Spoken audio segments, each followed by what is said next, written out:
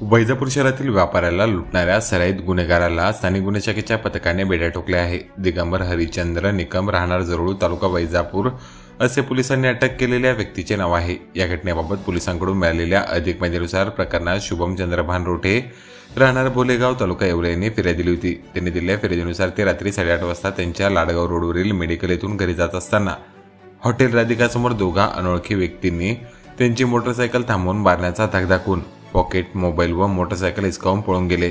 या प्रकरणात वैजापूर पोलिसात अज्ञात आरोपी विरोधात गुन्हा दाखल करण्यात आला होता।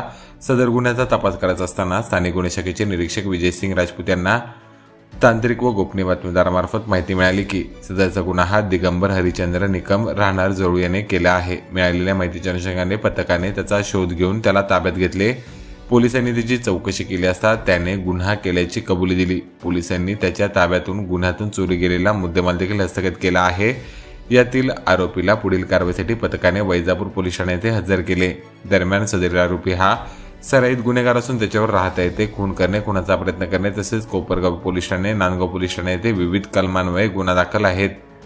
सदरची कारवाई ही पोलीस अधीक्षक विनयकुमार राठोड, अप्पर पोलीस अधीक्षक अन्नपूर्णा सिंह यांच्या मार्गदर्शनाखाली स्थानिक गुन्हे शाखेचे निरीक्षक विजयसिंग राजपूत, सहाय्यक पोलीस निरीक्षक पवन इंगळे, अंमलदार वाल्मिक निकम, अशोक वाघ, शिवानंद बनगे, अनिल काळे, योगेश तरमळे, जीवन घोलप, संजय तांदळे यांच्या पथकाने केली आहे। प्रकरणाचा अधिक तपास वैजापूर पोलीस करीत आहेत।